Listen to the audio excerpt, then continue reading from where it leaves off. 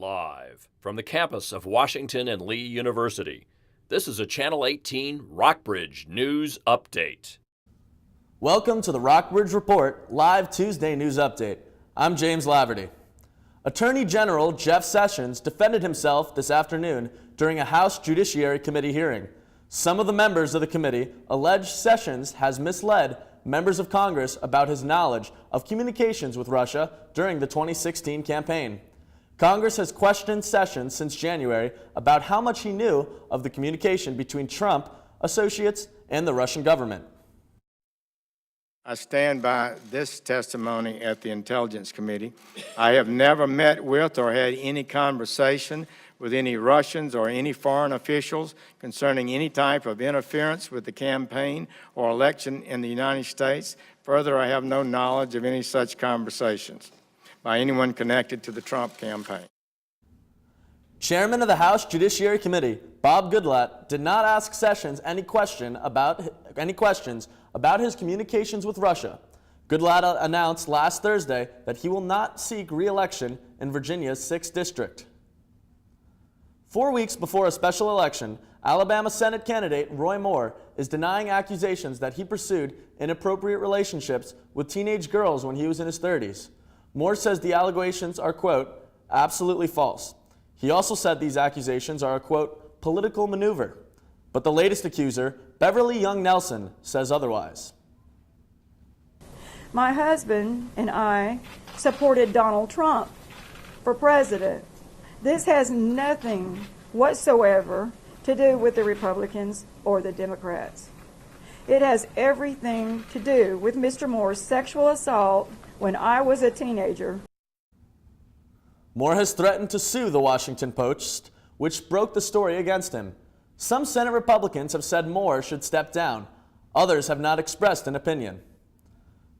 President Trump is wrapping up his nearly 2-week trip overseas, and there is no shortage of headlines.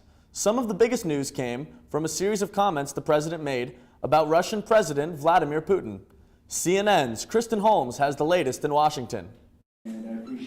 High-level meetings, closed-door sit-downs with world leaders, and photo op after photo op. President Donald Trump's whirlwind overseas trip to Asia wrapping up overnight Monday into Tuesday before departing the Philippines for the U.S. The president feeling confident about the trip so far. It was red carpet like nobody, I think, has probably ever received. And that really is a sign of respect, perhaps for me a little bit, but really for our country. But it's a number of other comments that have grabbed headlines. We couldn't tell the president has heaped praise on Rodrigo Duterte, the president of the Philippines, whose violent drug crackdown and personal confession that he killed suspected criminals when he was mayor has caused controversy. The two world leaders held a private meeting, but there's a disagreement over whether human rights were discussed. The White House says yes. A spokesman for the Philippines says no.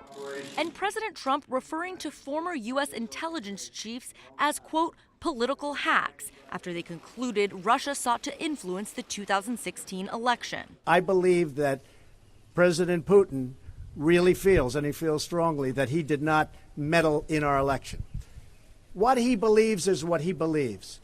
What I believe is that we have to get to work. Former CIA Director John Brennan taking issue with that. I just find that outrageous, and it's something that I think that Mr. Trump should be ashamed of, but it doesn't seem as though anything he does, he feels any shame whatsoever. In Washington, I'm Kristen Holmes reporting. This is the longest trip for a U.S. president overseas in over 2 decades. President Trump promised to provide a summary on trade progress at the White House later this week. Over 400 people died when a 7.3 magnitude earthquake hit the Middle East on Monday. The earthquake affected Iran's western Kermanshah region, which is near the Iraq and Iranian border. Several European countries are sending tents, blankets, and other assistance to victims in the area. It is the world's deadliest earthquake this year, with thousands injured and more than 500 villages damaged. Iran's government declared today as a national mourning day. On Thursday's broadcast, we'll show you how Buena Vista schools are expanding their technology classes. Governor Terry McAuliffe ushered Virginia into becoming the first state to add computer science to the K-12 core curriculum. We'll see the impact of that decision at Perry McClure High School and how that's accelerated students' opportunities in computer science and cybersecurity fields. That's all for our update today. Thanks for watching. Catch more of our coverage by visiting rockbridgereport.wlu.edu. See you Thursday at 4:30 on Channel 18.